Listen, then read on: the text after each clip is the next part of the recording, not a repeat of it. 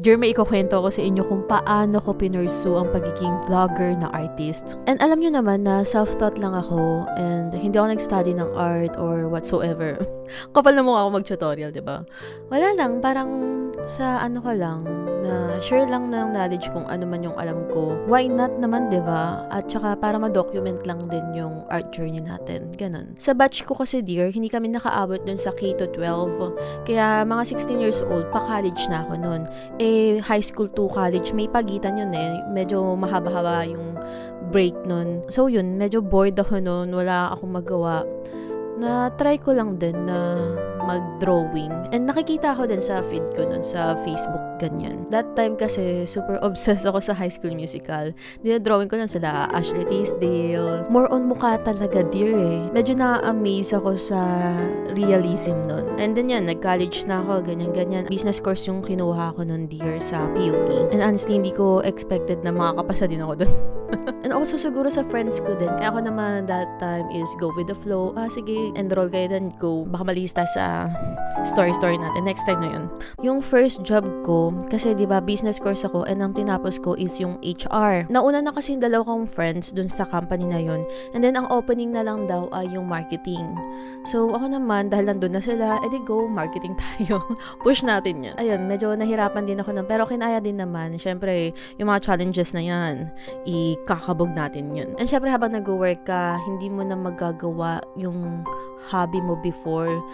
Masisingit mo pero paminsan-minsan kapag work lang talaga eh. Minsan nga lang ako mag-Facebook that time eh. And then 5 months lang ako doon, dear. Nag-resign kaagad ako. Habang naghahanap ulit ako ng work noon, may bakante na naman ako. So nag-drawing ulit ako, nag-painting ako. Pero syempre habang wala kang work, yung parents natin, medyo nag-aalala sila. So, medyo sinasabihan nila ako na maghanap na ako ng work. And then, nag-work na ulit ako. Second job ko naman, di ba 5 months na una? 4 months naman ngayon.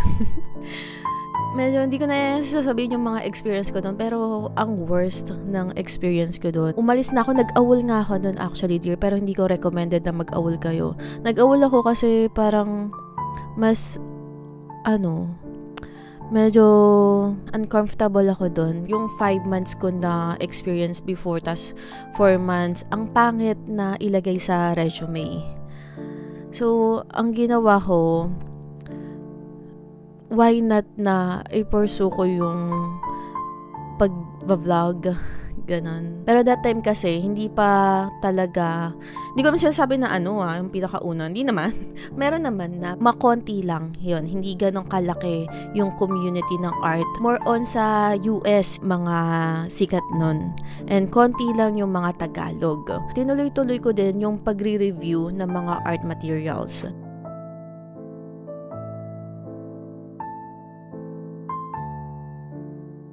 Pero this time, sinabi ko sa mami ko nga na, mami, kahit 1 year lang, mag-focus lang ako sa pag-YouTube, sa pag-vlog.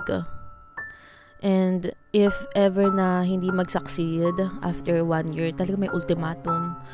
Ayun, mag-work na ulit ako. Talaga nag-focus ako nun, dear. Consistent ako nun. 2 videos per week. 10 minutes long video pa yun. Sasagarin mo yung creative juices mo, kung anong mga pwedeng gawin. Ayun, may mga deadline din ako before nun, dear. Parang Wednesday, Saturday. Nakalimutan ko yung schedule ko. Basta ganun, makakapag-produce na dapat tayo ng video. Talagang hahapitin ko talaga. Super hard ka sa self mo. Ang cringy ng mga, pag-start. Yung medyo, hindi. Dami ko na rin kasi nagawang cringy video before. So, hindi ako nahihiya before, pero ngayon medyo na ako, mindful na sa mga pinagkagawa. Alam ko naman sa sarili ko na hindi ako yung super galing. Mga so-so lang, diba?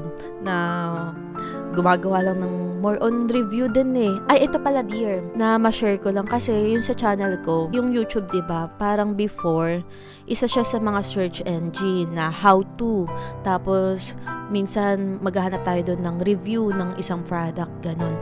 So, parang doon nabuboost yung channel ko before na review ng colored pencil, review ng Faber-Castell, ganon. Doon siya nagkakaroon ng engagement. Sa pagiging consistent na yun, may unti-unti, hindi naman siya instant na ganyan na kagad. And also, dear, hindi naman kasi ganun kalaki yung monetization nun. Syempre, nagsisimula ka. Hindi ko siya ma-advise na i-person nyo yung passion nyo. Dear, medyo hindi Kailangan mong may backup talaga na not for everyone. Hindi siya recommended, hindi siya safe.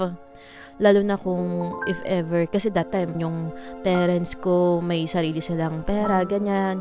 Yung mga kuya ko, okay din naman sila. So, wala akong sinusuportahan as in yung sarili ko lang talaga. And don't get me wrong there, meron pa rin naman nagsasucess step by the step. Hindi din kasi natin alam or masabi kung anong mangyayari sa future. Kaya, why not? Try mo lang. Nasa sayo pa rin naman yan. Bahala ka sa buhay mo. May panahon pa nun na mga 3 months din yata ako, tinanggal ko yung cellphone. As in laptop lang na super bagal yung ginagamit ko. And naalala ko pa doon na kapag yayayain ako, super lang ako, dalang lang din ako lumabas nun. Syempre wala nga akong cellphone. Pag sinabi ko, magta-type na ako sa laptop, sige, on the way na ako. Wait na lang, ganyan. Minsan, syempre nata-traffic. Jen, nasan ka na? Hindi nila ako makontak na ganun. Basta sinabi ko lang na on the way ako, pero pupunta talaga ako. Sorry din sa friends. Nagigilty rin ako nun that time. Lang yan, at least na yata ako sa topic. And isa pa dun, dear, na syempre nagpo-post tayo online, so public yan. Makaka-receive talaga tayo ng criticism, ng mga unwanted opinion or minsan bashing, ganyan. Hindi talaga may iwasan yan na kahit gaano pa ganda, kabuti ng intention mo, may mga taong hindi ka please, which is na okay lang naman na you cannot please everyone. Kasi once na gusto mong i-please yung everyone, dun ka talaga magfe-feel. Not everyone na cup of tea ka, hindi ka bet yung artwork mo, or hindi ka bet personally lang. Kung hindi ka nila bet, okay lang naman, pwede ka pa rin naman magpatuloy.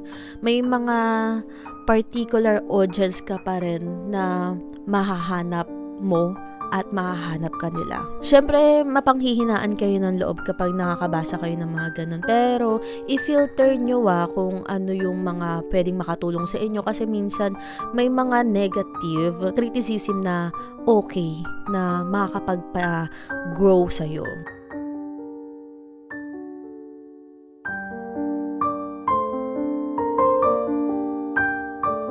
As of now, yun pala yung naiisip ko. Mga literal na 2 AM thoughts natin ngayon. Ewan ko kung baka may nakalimutan pa ako. Kwento na lang din ulit next time. And regarding naman sa pinipainting natin, oil painting to gamit dun sa Dear watercolor paper natin. Yes, watercolor paper, hindi to canvas. And nilagyan ko muna ng gesso yung mismong surface para hindi maging absorbent yung paper. At nilagyan ko ng tape para matulungan nito na mas straight kapag natuyo na. And happy ako kasi hindi siya nagbakbak. Kinaya niya talaga. Also, dear, lahat ng art materials na ginamit natin dito ay available sa shop natin, Jeneline Sandaga. Keep creating, dear!